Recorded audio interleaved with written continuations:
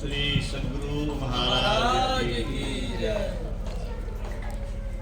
पूज्य गुरुजन सत्संग अनुरागी सज्जन वृंद, पूज्या माता और बहनों,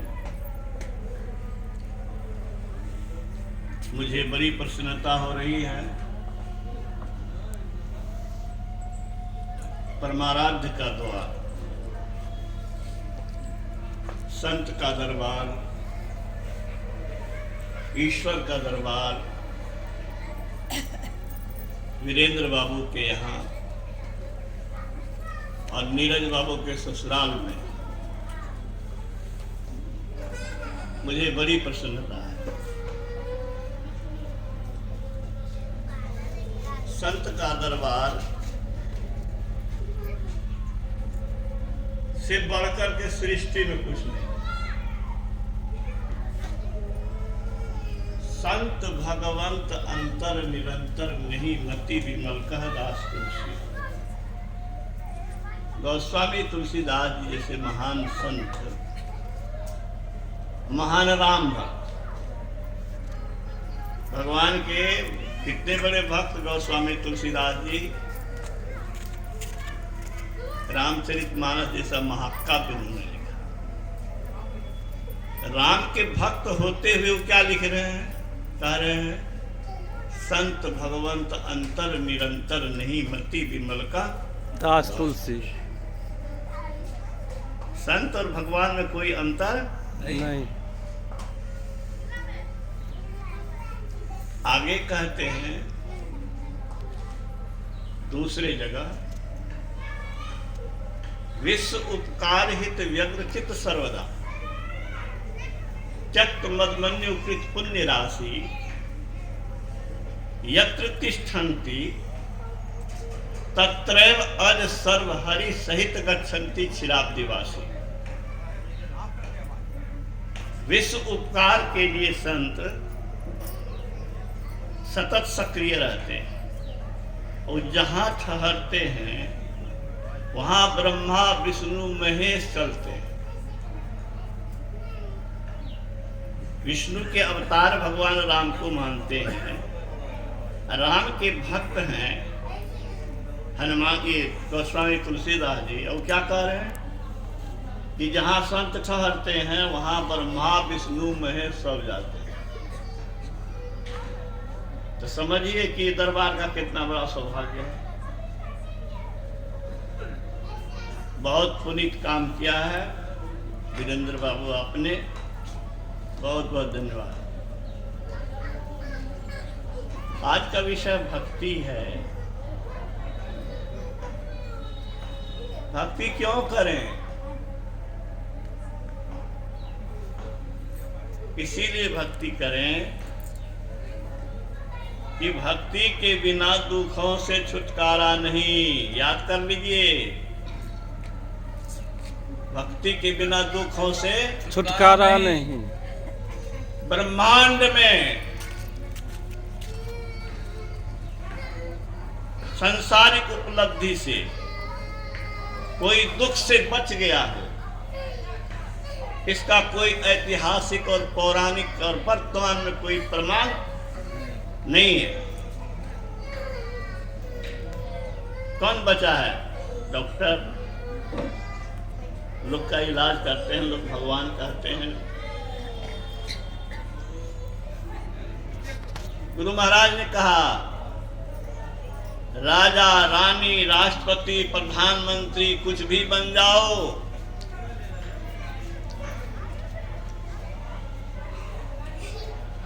कल्याण नहीं।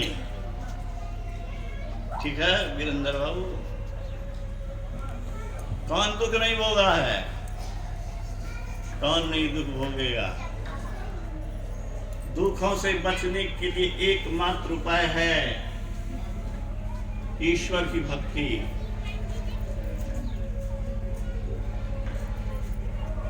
गुरु महाराज का ऑपरेशन हुआ, जगत की ऑपरेशन की। डॉक्टर घबरा रहे थे, शरीर में खून नहीं है, 90 के एज में लगभग हैं। डॉक्टर को हिम्मत नहीं हो रही है। गुरु महाराज ने क्या कहा, आप लोग घबराते क्यों हैं? मैंने अपना काम पूरा कर लिया है। शरीर छूट भी जाए तो कोई हर्ज नहीं। और नशा देने करके जब बेहोश करके ऑपरेशन करने की बात आई तो गुरु महाराज ने कहा, मेरे शरीर में कभी नशा नहीं गया है, बगैर नशा के ही ऑपरेशन होगा। डॉक्टर अचंभित हो गए कि बिना, यहाँ तक सुई देने में लोग आंख बंद कर लेता है। अब गुरु महाराज क्या कह रहे हैं, बिना बेहोशी के दवाई का ऑपरेशन चीरेगा। गुरु महाराज अपना शरीर से अपने को अलग कर लिया। भक्ति की ये महिमा है कि शरीर में चीर हो, खार हो, कुछ हो, कोई कष्ट नहीं होगा। ये भक्ति की महिमा है। जो भक्ति ठीक से करेंगे, भक्ति के पथ पर आगे बढ़ेंगे, वो शरीर ज्ञान से अपने को अलग कर लेते हैं। होश में रहेंगे, ज्ञान में रहेंगे, विश्व ब्रह्मांड को अपने अंदर देखेंगे, सबको सुनेंगे, सबको समझेंगे, लेकिन वो शरीर के दुख से बिल्कुल अलग रहेंगे। ये कला है भक्ति, ये कला देती है वीरेंद्र बाबू। शरीर में रहकर शरीर के दुखों से कैसे अलग है। गुरु महाराज ने कहा, एक नमूना भगवान ने सबके लिए दिया है। क्या नमूना है? शरीर में कितना भी कष्ट हो, आप जब सोने जाते हैं तंद्रा में तो चैन मालूम होता है, और जब नींद में चले जाते हैं तो कोई दुख मालूम होता है? कोई दुख मालूम होता है नींद में? है तो शरीर में। छोड़ दीजिए, आप लोग उन लोगों को छोड़ दीजिए। हम आप कहने वाला सुनने वाला ठीक रहेगा। वो एक आदमी उधर आप लोग लगिए, आम आदमी को लगने की जरूरत नहीं है। तो नमूना है, शरीर में है लेकिन कष्ट उनको अनुभव नहीं हो रहा है। उसमें एक एक गड़बड़ी है। क्या गड़बड़ी है? गुरु महाराज कहते हैं एक गड़बड़ी है, अपना भी ज्ञान नहीं है। चोर चोरा लिया, घर में आग लग गया, कुछ हो गया, कुछ पता नहीं चल रहा है। अचेतता, अज्ञानता रहती है। और मस्तिष्क में अगर मूर्धा में भक्ति के सहारे जाया जाए तो शरीर ज्ञान से भी अलग रहेगा, और अपना और संसार का सबका ज्ञान रहेगा, लेकिन शरीर का कष्ट उसको कुछ नहीं जाएगा। तो उसी अवस्था में गुरु महाराज थे। भक्ति की बदौलत बगैर मेडिसिन के, बगैर बेहोशी की दवा के ऑपरेशन शुरू हुआ। नस नारी बंद हो गई, डॉक्टर लोग घबरा गए, ऑपरेशन बंद कर दिया। संशय विवाह ने कहा, क्यों घबरा गए, क्यों ओटी से आप लोग बाहर आ गए? कहा, नाड़ी बंद हो गई है। बहुत दुख के साथ कहना पड़ता है कि हम लोग के हाथ से उनका शरीरांत हो गया। गुरु महाराज ने के विषय में संशय ने कहा, आप लोग घबराइए नहीं, ऐसा होते रहता है। कई बार गुरु महाराज को ऐसा देखा गया है, नाड़ी बंद रहती है, समाधि में चले जाते हैं। लगता है गुरु महाराज जान गए कि लोग घबराए हुए हैं, तो फिर नाड़ी को चलने दिया और फिर ऑपरेशन हुआ। महाराज की जय। ऑपरेशन के बाद पटना के बड़े बड़े सारे डॉक्टर थे। क्यों थे? इसीलिए कि पैथोलॉजी के head of the department doctor Nandlal Modi इनके शिष्य थे। वो संस्था के प्रधानमंत्री थे। उनके द्वारा पटना के बड़े से बड़े डॉक्टर आए थे। सबने हाथ जोड़ के कहा, हमारी विद्या झूठी आपने साबित कर दी। ये है भक्ति की शक्ति। शक्ति, भक्ति की महिमा है। भक्ति इसीलिए जरूरी है। 84 लाख योनियों में जीव भटकता हुआ मनुष्य शरीर पाया है। मनुष्य शरीर में ही ये भक्ति हो सकती है। कम से कम भक्ति का बीज तो डाल ही सकते हैं आप, और ये बीज कभी नाश नहीं होता है, यह भी याद रखिएगा। मैं बराबर कहता हूँ, खेत जोत के छोड़ दो, बेकार जोताई बेकार हो जाएगी 2 महीना के बाद। बीज बो दो, छोड़ो बीज बोने के बाद फसल काट के लाओ, आग लग गई, सब फसल उपजाना तेरा बेकार हो गया। लेकिन भक्ति का जो बीज डालेगा, ठीक है, करोगी, बहुत आंख मिला रही है, हाँ तो ठीक से सुन रही है, बहुत खुशी है हमको। भक्ति का बीज डाल दो, भक्ति करो प्रारंभ। भगवान कृष्ण ने कहा है, नेहाभिक्रम नाशो अस्ति प्रत्यवायो न विद्यते स्वल्पम अपस्य धर्मस्य त्रायतो महतो भयात्। थोड़ा सा भी जो अभ्यास करेगा वीरेंद्र बाबू, वो महाभय से बचेगा। महाभय क्या है? कुत्ता बिल्ली की जोनी में जाना, मनुष्य शरीर छीन जाना, यही सबसे बड़ा महाभय। महाभय। हम लोग देखते हैं कुत्ते को, बिल्ली को, क्या हालत है। बिल्ली पानी पीना चाहती है, पानी उसको पते नहीं है कहाँ पर है। स्नान किए हैं, धरती भीना हुआ, उसी को चाट रहा है। समझिए, वह उसमें भी वही जीव है जो आप में, हम में है। उसकी दशा कैसी होगी? इन सारे दुखों से, सारे शरीरों से छुटकारा पा करके ये ज्ञान वाला शरीर, सृष्टि का सबसे बड़ा शरीर, सबसे महत्वपूर्ण शरीर, सबसे ज्ञानवान शरीर, सब पर शासन करने वाला शरीर, बाघ, सिंह, बड़ा बड़ा हाथी जानवर है, बहुत ताकतवर है, लेकिन शासन किसका है? मनुष्य का शासन सब पर है। मनुष्य भक्ति के बल से देवता को भी अपने बस में कर लेता है, देवता भी उसके पीछे चलने लगते हैं। अभी आपने सुना गोस्वामी तुलसीदास जी ने क्या लिखा कि जहाँ संत ठहरते हैं वहाँ ब्रह्मा विष्णु महेश सहित सब देवता जाते हैं। ये भक्ति की बड़ी महिमा है। भक्ति करें कैसे, उसका प्रारंभ कैसे हो? प्रारंभ यही है सत्संग। भगवान राम ने कहा, क्या कहा? प्रथम भक्ति संतन कर संगा। संत का संग पहली भक्ति है। तो संत के संग दूसर रति मम कथा प्रसंगा। सत्संग में जो बात कहे, जितना गौर से तुम सुन रही है या और लोग सुन रहे हैं, उसी गौर से सुनना, प्रेम से सुनना, श्रद्धा से सुनना, निष्ठा से सुनना।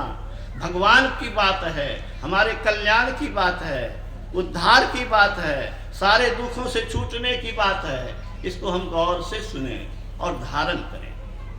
गुरु महाराज ने कहा कैसे सुनना चाहिए, कैसे सुनना चाहिए?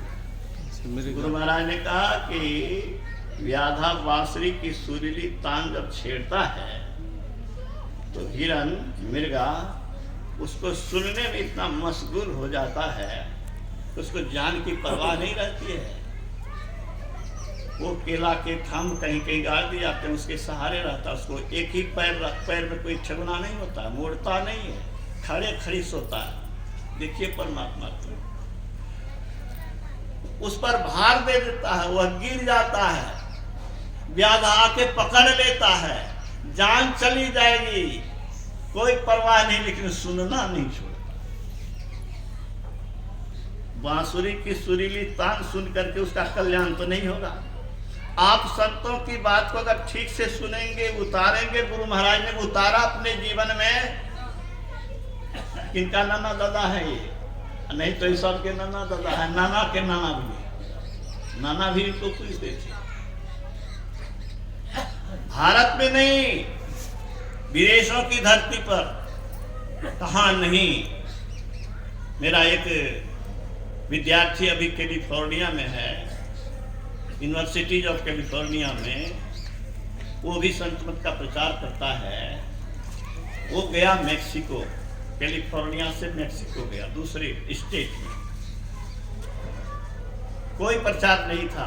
इसके व्हाट्सएप के मैसेज को पढ़ करके उन लोगों ने जिज्ञासा की कि हमारे यहाँ भी इस ज्ञान का प्रचार हो। ये गए, फोटो लेकर के गए, मंच बनना है, वहाँ फोटो कहाँ से मिलेगा अनजान जगह में। फोटो लेके गया, सत्संग हुआ, सत्संग करके चले आए। एक आदमी विशेष प्रभावित होकर के दीक्षा ले लिया। चलते वक्त इन्होंने फोटो दे दिया, चलते वक्त फोटो दे दिया कि तुम ये फोटो रखना, हमारे पास और फोटो है। 2 दिन के बाद उनका व्हाट्सएप पर मैसेज आया। क्या मैसेज आया? कि फोटो को तो मैं दीवार में टांग दी थी, ध्यान करके जब उठी तो लगा कि गुरु महाराज उससे बाहर निकल रहे हैं, मैं साष्टांग उनको प्रणाम किया। ये व्हाट्सएप पर भेजा, वो व्हाट्सएप पर मैसेज हमको भी पहुंचा। गुरु महाराज ये मत समझिए कि शरीर छोड़ करके दुनिया से चले गए।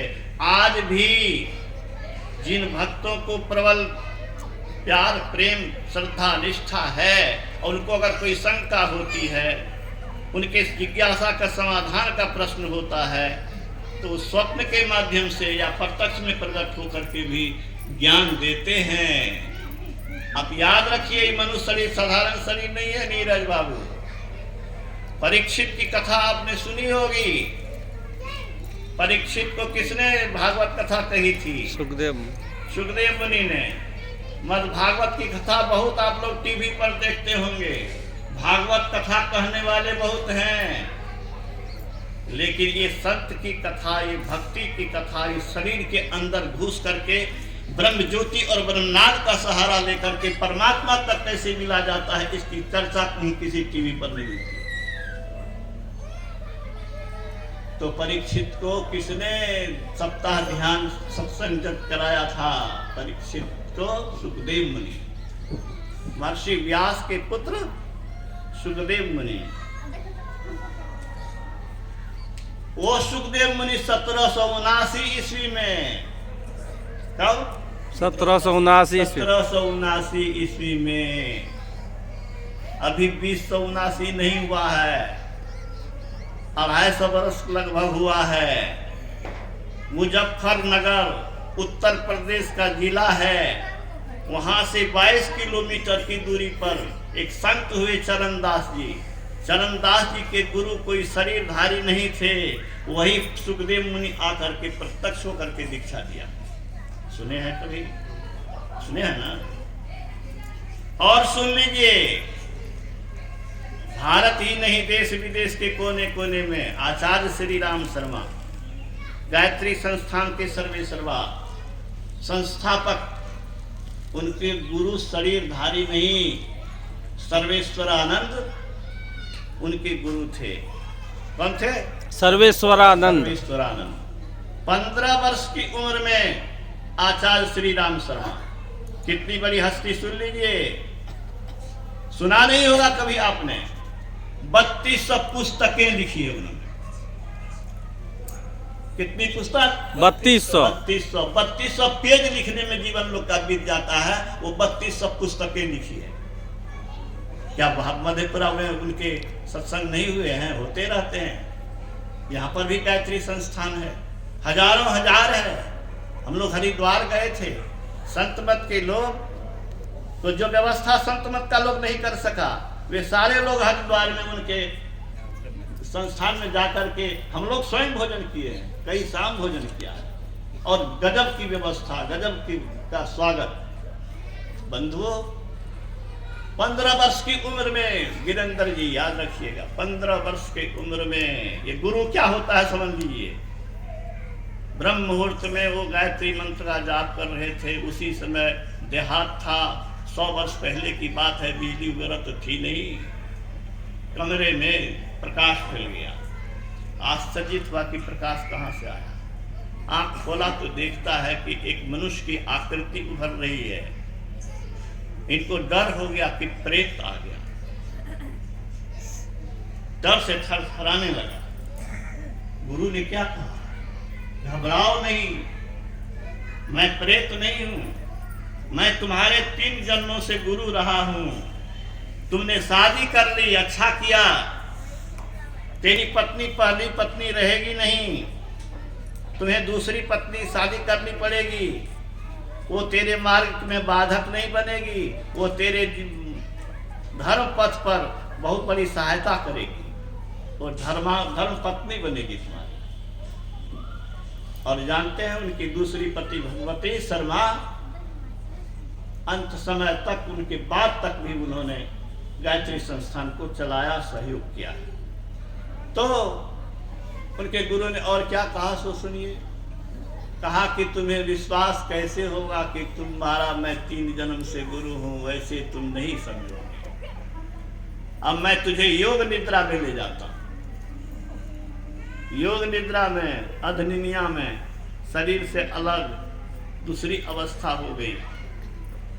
3 जन्मों के दृश्य को जिनको शंका है, वसीयत और विरासत पुस्तक मेरे पास है, आचार्य श्री राम शर्मा का लिखा हुआ, आप पढ़ सकते हैं।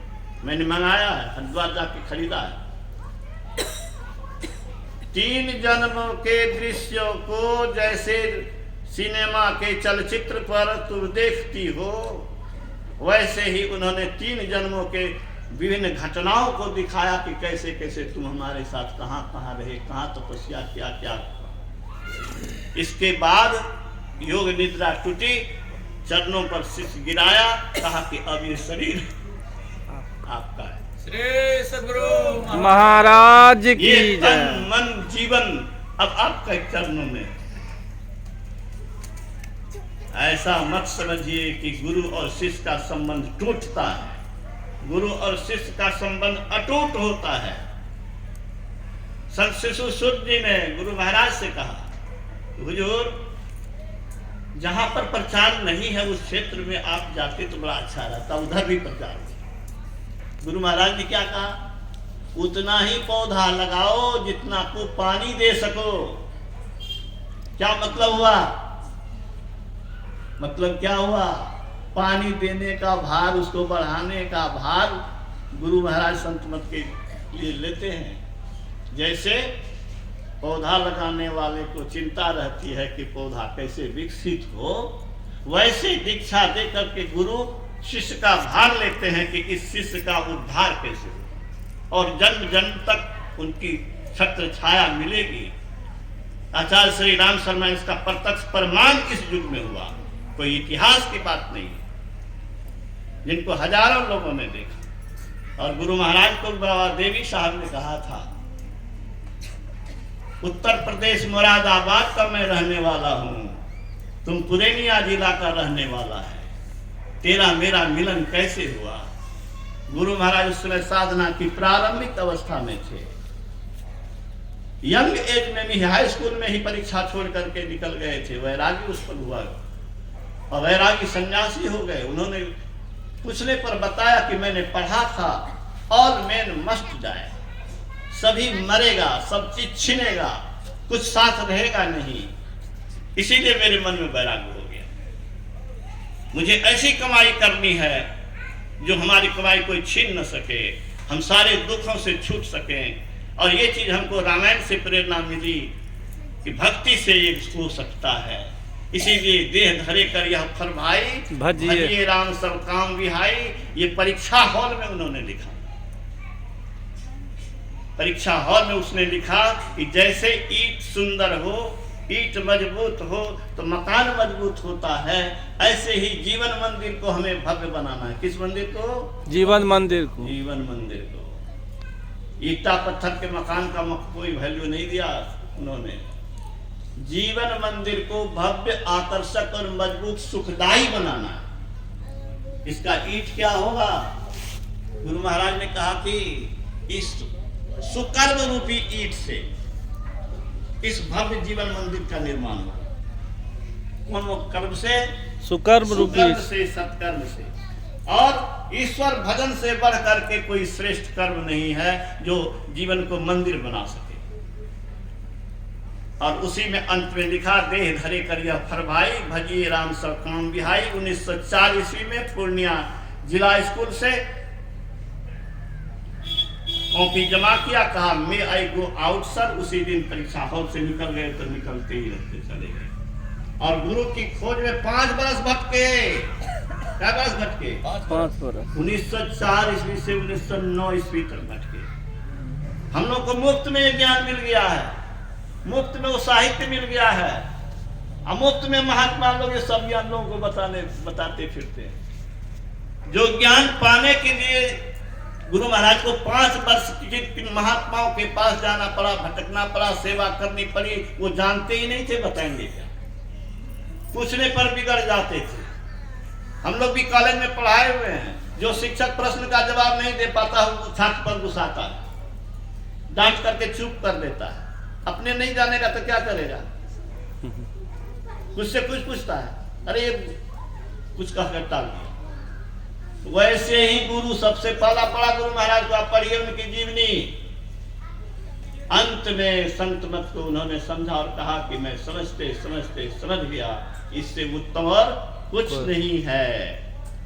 मैं इस विचार में इतना दृढ़ हूं कि मुझे कोई डुला नहीं सकता है। जो मेरे द्वारा रचित पुस्तक को पढ़ेंगे वे भी दृढ़ होंगे। आपके घर में पुस्तक है कि नहीं? गुरु महाराज का है, बहुत अच्छा, पढ़िए अपने भी, अब बाल बच्चा से भी पढ़वाइए, वो भी पढ़ेगा सुनेगा तो कुछ तो प्रेरणा मिलेगी। स्कूली विद्या से किसी का कल्याण नहीं होगा। अरे कलेक्टर बेटा को बना दोगे तो क्या हो जाएगा? गोपालगंज के कलेक्टर को गोली मार दिया ना। मधेपुरा में भी एक डॉक्टर थे, यंग एज का था, कैंसर हो गया, बेचारा मर गया। जीवन में शरीर भी है और हम शरीर के अंदर रहने वाले भी हैं। हमारे पास क्या है बोलो? शरीर है, शरीर क्षणिक है, मिटेगा, अवश्य मिटेगा, इसको कोई रोक नहीं सकता है, लेकिन हमको कोई मिटा नहीं सकता है। शरीर में रहने वाली जो आत्मा है अजर है, अमर है, अविनाशी है ना। इसकी आयु कितनी है? अरब बरस, खरब बरस। बोलो जितना बोलो उतना कम। अनंत लाइफ है। इस छोटे से शरीर के लिए पूरा जीवन लगा दो, 24 घंटा लगा दो, और इस आत्मा के लिए कुछ नहीं, एक बेवकूफी के सिवा और कुछ नहीं है। भगवान राम ने कहा, नर्तन पाई विषय मन देही, पलटी सुधाते 60 विष देही। जो शरीर की व्यवस्था में लगा हुआ है और स्वयं की व्यवस्था, आत्मा की व्यवस्था, अजर अमर अविनाशी अनंत जीवन के लिए चिंता नहीं करता है, वह अल्प बुद्धि का है। ताही कबहू भल कही न कोई, गुंजा ग्रही परस नहीं कोई। ठीक है, पासवान साहब। तो भक्ति से बढ़ के कुछ आवश्यक नहीं है। शरीर की व्यवस्था के लिए मना नहीं करते। हम भी तो प्रोफेसर हैं, हम भी तो स्टूडेंट थे। जब स्टूडेंट थे तो तब भी मैं ध्यान करता था, और मेरे मन में रहता था मैं फर्स्ट क्यों नहीं करूंगा, मुझसे दूसरा क्यों फर्स्ट करेगा। वो क्या खाता है, वो क्या पीता है जो फर्स्ट करेगा, मैं क्यों नहीं करूंगा। मैं उसी लगन से पढ़ा भी, उसी लगन से रिजल्ट भी लिया। Bihar secondary school examination board में देहात के स्कूल में रह करके मैंने पोजीशन लिया। ऐसा मत समझिएगा कि बेटा ध्यान करेगा, साधना करेगा तो क्लास में फेल करेगा। नहीं, उसकी बुद्धि और तीव्र होगी, उसकी बुद्धि और कुशाग्र होगी। ध्यान करने से मन की एकाग्रता होती है, और जो मन एकाग्र करके पढ़ेगा वह विद्यार्थी जल्द पकड़ेगा, जल्द उसको ब्रेन में सेटअप होगा।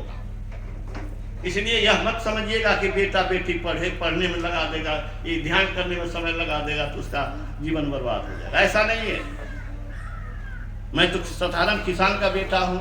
मेरे गांव में कोई आज तक बीएससी नहीं पास कर सका है। उस परिवार, उस समाज से मैं कैसे एमएससी कर गया, मैं कैसे ऊंचा से ऊंचा नंबर लाया। ध्यान तो करता था, मिडिल स्कूल से मैं ध्यान करता था। जब से होश संभाला है तब से मेरे यहाँ दरवाजे पर संत आते थे, उन्होंने हमको बता दिया था कैसे जप करो। होश था तभी, मैं गुरु का नाम भी भूल गया, तो मंत्र जपने के लिए सिखा दिया था। मैं करता था, ध्यान करता था, दृष्टि योग करता था, उन्होंने बता दिया था। दीक्षा बाद में विधिवत मैंने दी। मेरे कहने का अर्थ है कि भक्ति के बिना कल्याण नहीं है, और उसका प्रारंभ कहाँ से है? सत्संग सत्संग से। दूसरी बात, आप उसको गौर से सुनिए, विचारिए, और लाभ की चीज अगर है तो उसको उस पर अमल कीजिए। तो भक्ति कीजिए, तो भक्ति कैसे करें, इसके लिए गुरु चाहिए। ठीक है ना? लेबोरेटरी जाती हो, प्रयोग करती हो, वहां गुरु अगर बताएंगे नहीं तो कर नहीं सकोगे। हम लोग भी तो साइंस के स्टूडेंट रहे हैं। लेबोरेटरी में गए तो पहले डिमोन्स्ट्रेट करके बताते थे कि ऐसे करना है, ऐसे करना है, और आंख बंद करके खोजना है। वैसे जो चीज दिखाई देता है उसके मुझे बताने के लिए तो गुरु चाहिए। आंख बंद करके भगवान के पास जाना है, ईश्वर के पास जाना है। ईश्वर बाहर में नहीं है, कहाँ है? घट घट में वासी है। कहाँ नहीं है? वह सब जगह है। अंदर में जाएंगे तो इसके लिए गुरु के बिना अंतर पथ की चढ़ाई नहीं हो सकती। ईश्वर की खोज, ईश्वर की प्राप्ति बगैर गुरु के नहीं हो सकती। गुरु महाराज ने पढ़ा था, सार शब्द के बिना ईश्वर की प्राप्ति नहीं। कौन शब्द? सार शब्द। शरीर सार नहीं है, शरीर में रहने वाली आत्मा सार है। शब्द बहुत है, शब्द बहुत है, असंख्य शब्द है। सार शब्द क्या है? जैसे शरीर कुछ नहीं है आत्मा के सामने, वैसे ही ईश्वरीय शब्द के सामने में संसार का कोई शब्द नहीं है। ईश्वरीय शब्द, ईश्वर से डायरेक्ट जो शब्द निकलता है, जो चुंबक का काम करता है। जैसे चुंबक लोहा को अलगे से खींच लेता है, वैसे ही इस जीव को परमात्मा अपनी ओर खींच लेते हैं। उस शब्द का पता गुरु महाराज को बताने वाला नहीं मिला 5 वर्ष तक। इसलिए गुरु की जरूरत है। और जब गुरु मिला तो गुरु महाराज का भजन भी गाए।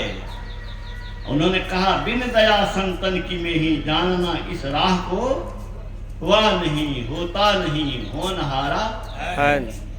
न कभी हुआ, न हो रहा है, न कभी भविष्य हो सकता है, क्योंकि बड़ा ही सूक्ष्म मार्ग है।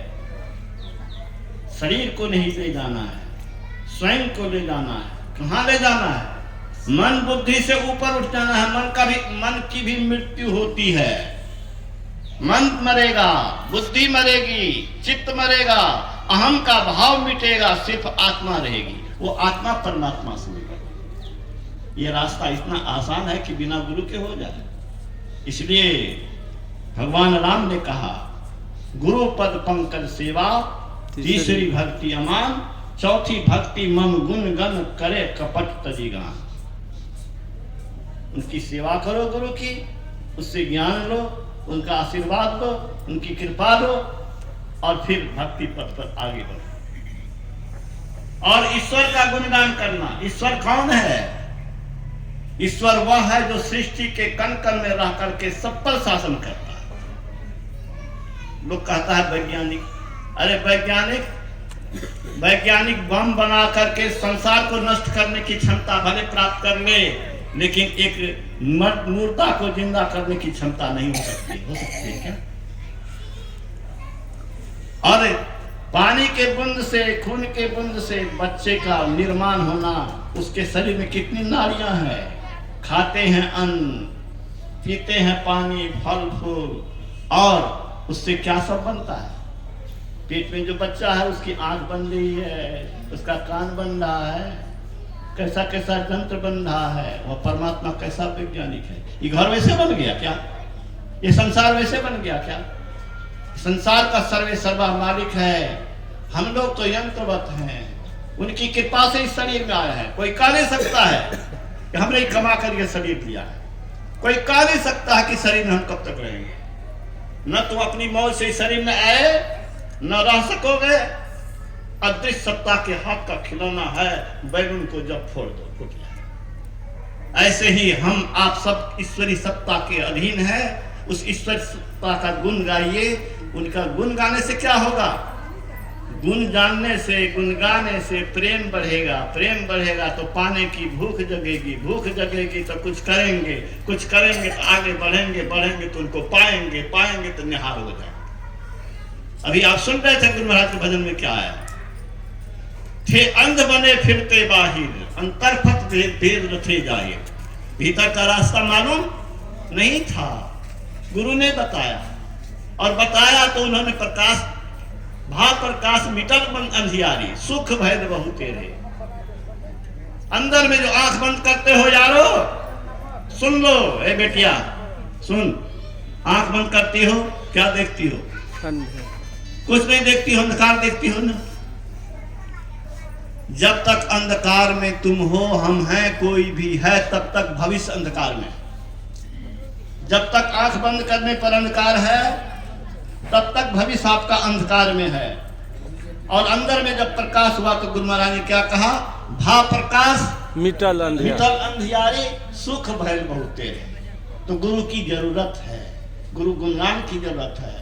और गुरु से युक्ति लेकर मंत्र लो, मंत्र जपो। मंत्र जपना साधारण चीज नहीं है। गुरु गुरु सुखद जाप, जापक जन हरत ताप, गुरु ही सुख रूप आप अमित गुणधारे। समझ में आया कुछ? जो गुरु के दिए हुए मंत्र को जपेगा, मंत्र होता क्या है? मंत्र ईश्वर वाचक शब्द होता है, ईश्वर की बुलाहट है, ईश्वर की पुकार है। मंत्र से हम क्या करते हैं, बोलो सुना? आह्वान क्या करते हैं? ईश्वर को पुकारते हैं, ठीक है? ईश्वर को पुकारेंगे, ईश्वर रिझेंगे, ईश्वर की कृपा होगी। और दिनकर ने लिखा, रामधारी सिंह दिनकर ने लिखा, छोड़ो महात्माओं की बात, राष्ट्र कवि की बात करो, विद्वान की बात करो। भारतीय साहित्य आकाश के ज्योतिर्मय रवि राष्ट्र कवि दिनकर ने क्या कहा, कृष्ण के कर की छाह जहां है, रक्षिका स्वयं उस अच्युत की बाह जहां है, उस भाग्यवान का भाग्य छार क्यों होगा, सामने किसी दिन अंधकार क्यों होगा। परमात्मा की कृपा जिन पर होगी, उनका बाल बाका ब्रह्मांड पर कोई नहीं कर सकता है। तो परमात्मा की प्राप्ति होगी, कृपा होगी तो आपका कल्याण हो जाएगा। मंत्र जाप करने से गुरु महाराज ने कहा सुख मिलेगा, तेरे कष्टों का निवारण होगा। ऐसे नहीं दावी से मैं बोल रहा हूं। मेरा एक्सीडेंट हुआ था नीरज बाबू, जंघे टूटे थे, और जंघा टूटने के बाद मैं आरास बिहारी फील्ड के दक्षिण बगल में लाल एक्सरे चलाता था, आरपीएम कॉलेज में प्रोफेसर बना था। बेचारा अब नहीं है। मैं कॉलेज में बरसा था, चेक पर दस्तखत कराने आया। उसने कहा कि एक बात पूछें सर। मैंने कहा जरूर पूछिए। कहा लोग एक्सीडेंट के बाद आते हैं तब कराते हैं, छटपटाते हैं, आपको मैंने देखा साधारण जैसे लोग रहता है नॉर्मल, वैसे आप कह रहे थे कि तक ठीक से सेटिंग भला कि नहीं, फिर से दोबारा आता तोरा एक्सरे नहीं करा पड़ता। आपको ऐसा कैसे हुआ? मैं नहीं समझा था उस समय तक कि ये सब हुआ है, लेकिन पीछे हमको ख्याल आया जब उसने कहा तो गुरु महाराज का शब्द ख्याल आया। गुरु महाराज को एक भक्त ने पूछा, कर्म फल भोगना पड़ेगा तो सत्संग और ध्यान से क्या फायदा है? सुने, कर्म फल भोगना ही पड़ेगा तो सत्संग और ध्यान से क्या फायदा हुआ? गुरु महाराज ने कहा फूल और रुई के जैसा हल्का हो। समझ लीजिए, जो लोग ध्यान सत्संग करते हैं सुन लीजिए, ठीक से जब ध्यान कीजिए, पाप से बच के रखिए, आपका दुख भी हल्का हो जाएगा। गुरु महाराज कहते हैं खूब जपो, जप से क्या होगा? सुख होगा, सारे कष्ट नष्ट होंगे। गुरु गुरु सुखद जाप, जापक जन हरत ताप। रावण ने सीता हरण किया, और गुरु मंत्र क्या करेगा? ताप का हरण करेगा, कष्ट का हरण करेगा। खूब जपने में मन लगा क्या? हाँ, अब ऐसे बड़े को गुरु महाराज की कहते, गुरु महाराज के वचन मिथ्या नहीं हो सकता। ब्रह्मांड पलट सकता है, भगवान अपनी बात को बदल सकते हैं, लेकिन संत का वचन पलटने वाला नहीं है। भीष्म पितामह ने प्रतिज्ञा किया था, क्या प्रतिज्ञा किया? कि मैं कृष्ण को अस्त्र शस्त्र उठाने पर बाध्य कर दूंगा, आज ऐसा संग्राम में छेड़ूंगा। और भगवान कृष्ण को अस्त्र शस्त्र उठाना पड़ा था। भीष्म पितामह हाथ जोड़ लिया कि मेरी प्रतिज्ञा पूरी होगी। भगवान अपनी प्रतिज्ञा तोड़ देते हैं, लेकिन भक्त के वचन को झूठा नहीं होने देते। वो गुरु हमारे कह रहे हैं कि गुरु गुरु सुखद जाप, सुखद जाप, जापक जन हरत ताप, गुरु ही सुख रूप आप अमित गुणन धारे। मंत्र जाप में कितना गुण है उसका वर्णन नहीं है, ये गुरु महाराज लिखा। ये पांचवी भक्ति जो है सब में मन लगाने की बात है। अब अंतर के साधना की भक्ति है, वह छठी भक्ति है। छठी भक्ति क्या है सुनिए। आप शरीर इंद्रियों में अभी हैं, शरीर इंद्रियों से अलग कैसे हो सकते हैं, इसी की कला छठी भक्ति है। समझ में आया क्या छठी भक्ति? शरीर और इंद्रियों से कैसे अलग हो सकते हैं? जैसे दोनों हाथ से खूंटे को पकड़ के खींचते हैं तो समूचे शरीर की ताकत वहां जमा हो जाती है, वैसे ही आंख की दोनों दृष्टि धार को जब हम एक बिंदु पर एकत्रित करेंगे तो धार नहीं है, वो चेतन धार है, चेतन वृत्ति है। वो चेतन वृत्ति के द्वारा शरीर इंद्रिया में जो चेतन वृत्ति फैली हुई है वह चेतन वृत्ति वहां सुषुम्ना में जमा होगी। और आंख बंद करने पर जो अंधकार देखते हैं वो अंधकार नहीं रहेगा, उसमें प्रकाश उदित होगा। और इंद्रियों से आप हट जाएंगे। इंद्रियों से जब हट जाएंगे तो इंद्रियां आपको जो नचाती है सो नचाएगी नहीं, इंद्रियां आपके काबू में रहेगी। छठ दम शील विरति बहुत कर्मा, निरत निरंतर सज्जन धर्मा। पापों से बच के रहिए, ये छठी भक्ति है। शरीर इंद्रियों द्वारा से अपने चेतन वृत्ति को आज्ञा चक्र में ला करके प्रभु के महल में प्रवेश कीजिए। बाबा देवी साहब ने गुरु महाराज से कहा था, गुरु महाराज ने कहा कि एक दिन बाबा देवी साहब की कृपा हो गई। उसने हमको कहा, क्या कहा? कहा कि आज्ञा चक्र प्रभु के महल का फाटक है। आज्ञा चक्र प्रभु के महल का फाटक है। जो परम प्रेमी, कैसा प्रेमी? परम प्रेमी। परम प्रेमी कैसा होता है? एक तो प्रेम ऐसा है जिससे जिसको प्रेम होगा उसको देखे बिना उसको चैन नहीं लगेगा। प्रेम एक से होता है, प्रेम दो से नहीं होता है। प्रेम से मिले बिना चैन नहीं, प्रेम दूसरे से होता नहीं, प्रेम में क्रय विक्रय नहीं। प्रेम को कोई खरीद सकता है? प्रेम न बारी उपजे, प्रेम न हाथ बिकाए, राजा प्रजा जेहि रुचे, शीश दे ले जाए। अहम को मिटा देना, स्वार्थ को छोड़ देना, इष्ट को प्रसन्न करना, प्रिय को प्रसन्न करना, परमात्मा को प्रसन्न करना। परमात्मा का भक्त है वही परमात्मा को उससे प्रेम करता है। प्रेमी वही है जो सब कुछ न्यौछावर कर दे, अपने लिए कुछ नहीं, आपके लिए जीना। तो गुरु महाराज को बाबा देवी साहब ने क्या कहा?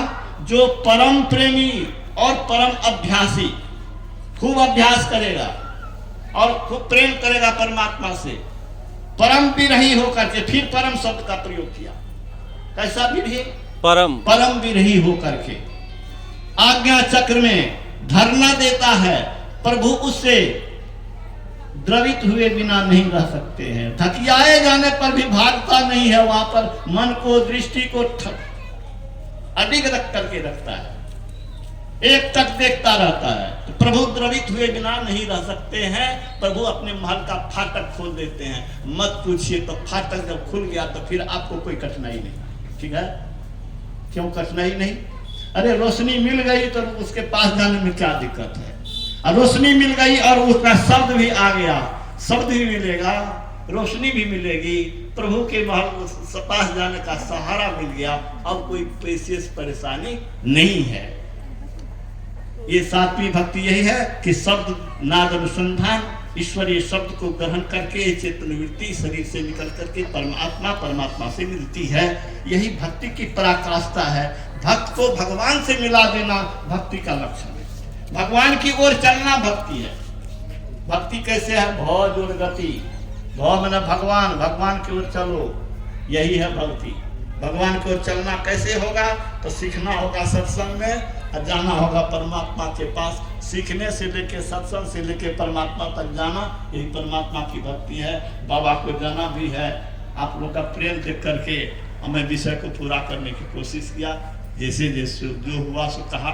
मेरा अपना कुछ नहीं है, मैं गुरु का चरण धूल बनने के लिए जी रहा हूँ। मैं आप लोग को कह देता हूँ जीवन में परमात्मा की कृपा से, गुरु की कृपा से कोई कमी नहीं है। संसार की किसी चीज की लालसा भी नहीं है, संसार की किसी चीज में लज्जत भी नहीं है, कोई दम भी नहीं है। छाती में दर्द होगा तो टका काम देगा, छाती में दर्द होगा तो कोई अपना आदमी काम देगा क्या? दर्द में, दुख में अगर कोई सहारा हो सकता है तो गुरु हो सकते हैं। इसीलिए गुरु के लिए ही जीवन जीने की कोशिश करता हूं और आप लोगों को भी यही प्रेरित करता हूं कि गुरु के लिए ही जिए।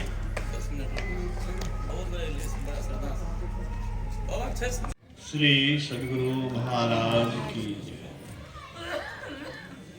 मैं उन दिनों कटिहार कॉलेज में पढ़ता था, पर महाराज दिन कटिहार सत्संग मंदिर में पधारे थे। शाम का वक्त था, संध्या कालीन सत्संग होने वाला है। हम अपने मित्रों के साथ, जो DNMV कॉलेज में शिवनंदन जी हैं थे, अभी TP कॉलेज में भी आए फिजिक्स के, नालंदा में फिजिक्स के हेड बने थे यदवीर जी, मूलचंद बाबू के भाई थे, और सब साथी के साथ हम लोग आश्रम गए गुरु महाराज के पास। भजन गा रहे थे, भजन पर भजन हो रहा था। हम तो साथी को ले गए थे कि प्रवचन कुछ होगा तब सुनेंगे समझेंगे तो संत मत को लाभ लेंगे। मुझसे रहा नहीं गया, मैंने एक स्लिप बढ़ाया। गुरु महाराज कहते हैं क्या लिखा है उसमें?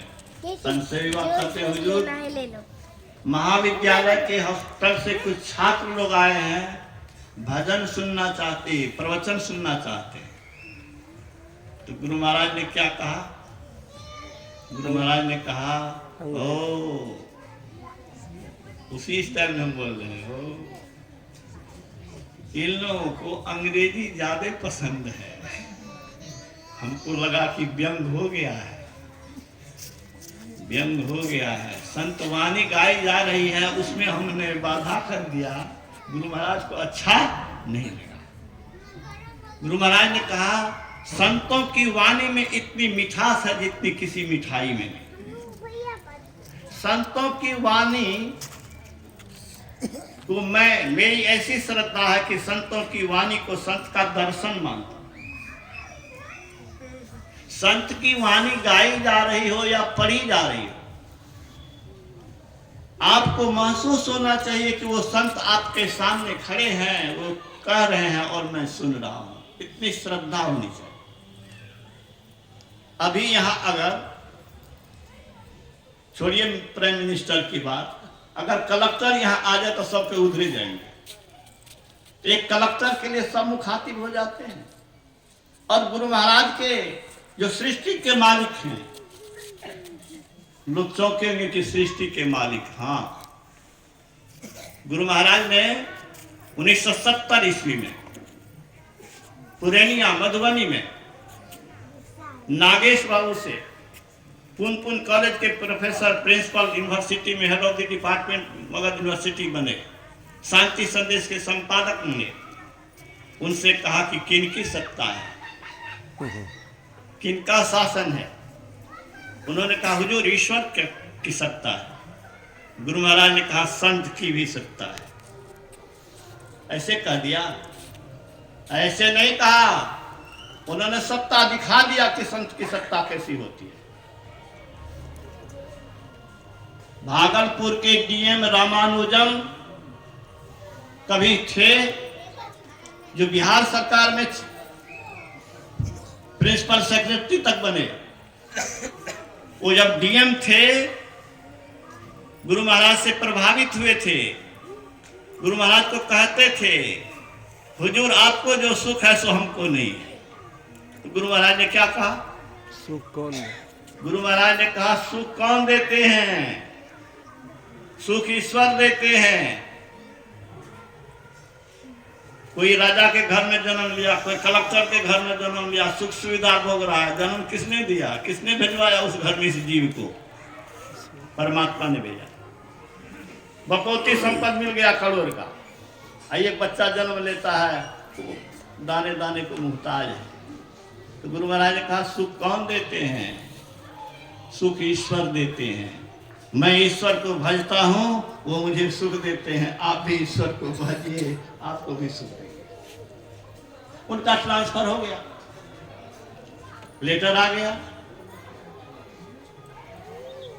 सामान बांध लिया, गुरु महाराज के पास आया आदेश लेने के लिए कि अब तो मैं भागलपुर छोड़ के जा रहा हूं, अंतिम दर्शन के लिए यहाँ से आया हूं। गुरु महाराज ने क्या कहा? कौन कहता है आपका ट्रांसफर हो गया है? हम चिट्ठी पढ़ रहे हैं, चिट्ठी पढ़ के सामान बांधे हैं, और तब कह रहे हैं गुरु महाराज कौन कहता आपका ट्रांसफर हो गया? आपका ट्रांसफर नहीं हुआ है। और जब यहां से गए तो स्टे ऑर्डर उनका आ गया था। दूसरी बार जब उनका ट्रांसफर हुआ, फिर आए गुरु महाराज के पास, ये फिर ट्रांसफर हो गया तो जाना है। गुरु महाराज ने कहा जाइए, मैं शुभकामना करता हूँ, आप यहाँ पर कमिश्नर बन के आइए। और कमिश्नर बन के आए। महाराज की जय। गुरु महाराज उस समय जवान थे। कांप में पूर्णिया जिला में सत्संग हो रहा था। जेठ की धूप, भयंकर गर्मी, भयंकर सुखाड़, फसलें सूख रही थी। सत्संग बहुत अच्छा। एक किसान मंच पर आके प्रार्थना करता है, गुरुदेव सत्संग तो बहुत अच्छा हुआ लेकिन फसलें सूख रही। गुरु महाराज ने कहा मैं ईश्वर से मनाता हूं वर्षा हो, हम भींग भींग कर सत्संग करें। है कोई ब्रह्मांड में ऐसा बोलने वाला कि बोलते कोई बोल सकता है, लेकिन बोलने का परिणाम क्या हुआ?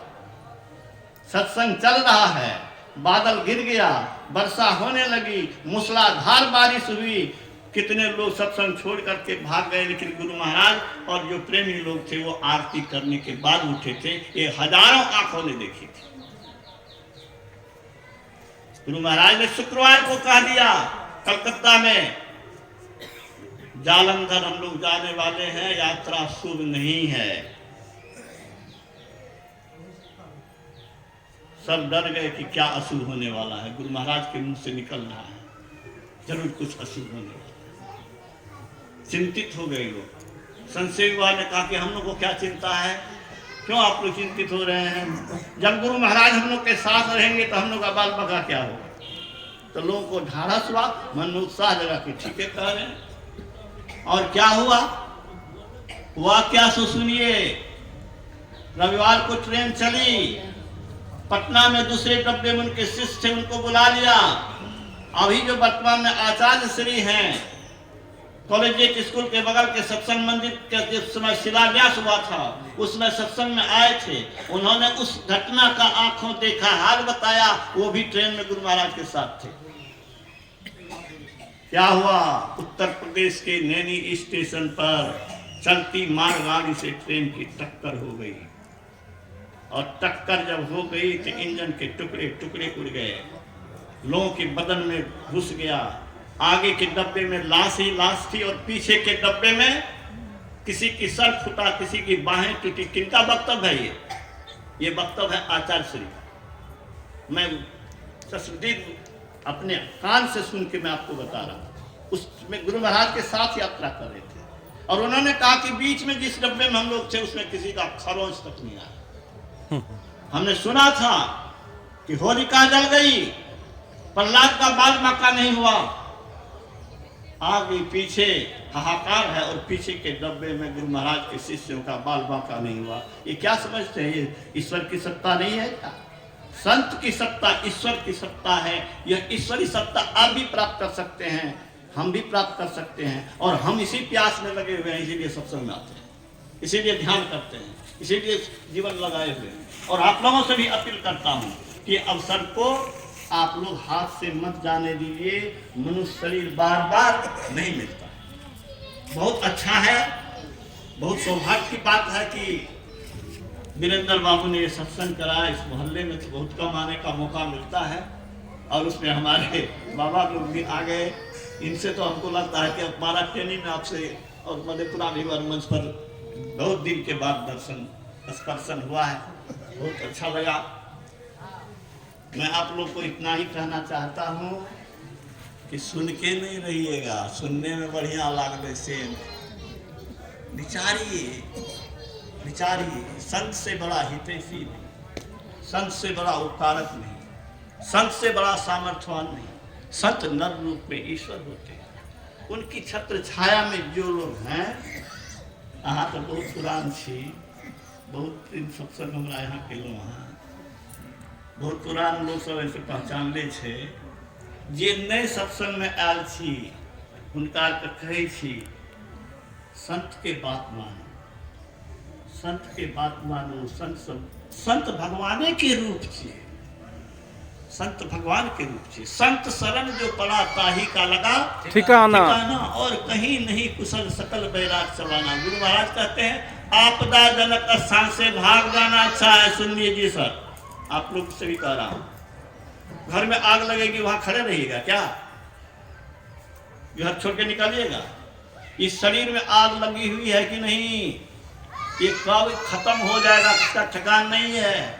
ये शरीर रहने के लिए नहीं है, ये शरीर अपने आप में ईश्वरीय शक्ति प्राप्त करने, ईश्वर की भक्ति करके ईश्वरीय शक्ति प्राप्त करके सर्व सामर्थ्यवान बनने के लिए है। भगवान राम ने ये उपदेश किया है, सबरी को उपदेश किया है, और प्रजा को जो उपदेश किया उसमें तो यही कहा साधन धाम मोक्ष कर द्वारा पाई में जही परलोक सवारा सो परत दुख पावई सिर धुनि धुनि पछताए काल ही कर्मी ईश्वरी मिथ्या दोष लगाए। यह मत समझिएगा कि राम का शरीर का पूजा करने के लिए हम लोग मान करते हैं। शरीर ईश्वर नहीं है, सुना जी, शरीर ईश्वर नहीं है। शरीर के अंदर जो चेतन आत्मा है, विश्व ब्रह्मांड का शासक है, वह है ईश्वर। भगवान राम ने हनुमान से कहा अशब्दम अस्पर्शम अरूपम अप्ययम तथा अरसम नित्यम अगंधवच्चयत्। अनाम गोत्र, नाम नहीं है, गोत्र नहीं है, रूप नहीं है, शब्द नहीं है, आंख से देख नहीं सकते हैं, चेहरा नहीं है, तब क्या करो? मम रूपम ईदृशम, मेरा यह रूप है जो सब कष्ट को आर्ति हनन आर्त हन्नम, आर्त मन दुखी, दुखी होता कहता आर्त होता, आर्त हनन, दुखों को नष्ट करने वाला मेरा यह रूप है। कौन रूप? जो आंख से देखा नहीं जाता, कान से जिसके विषय में वो शब्द भी नहीं है, उस रूप का भजन करो, हनुमान तेरा कल्याण होगा। ऐसा मत समझिए कि हनुमान जी को भगवान जी के शरीर का खाली उपासना कर रहे थे।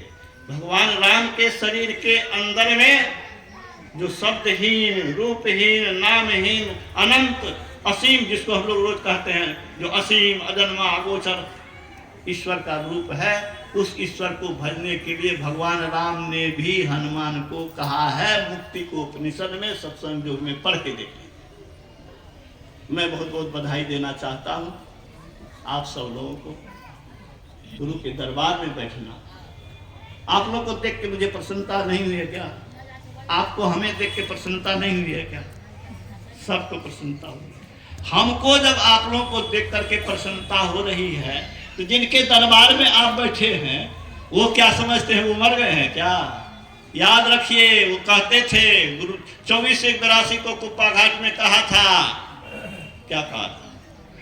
अभी केवल हम लोग सत्संग करते हैं ऐसी बात नहीं है, बल्कि वे भी हैं जो चले गए हैं, चले गए हैं। आपको हमको आंखें नहीं है जो चले गए कैसे आते हैं? 2 मार्च 70 को गुरु महाराज अखिल भारतीय महाधिवेशन में कहा था, जीवन मुक्त लोग सत्संग में आते हैं, चाहे गुप्त होकर के यहाँ प्रकट होकर। कौन जब किया है? वीरेंद्र बाबू को तो मैं जान रहा हूँ, उनके परिवार के लोग करा रहे हैं। आप लोग बहुत कमाल का काम किए हैं।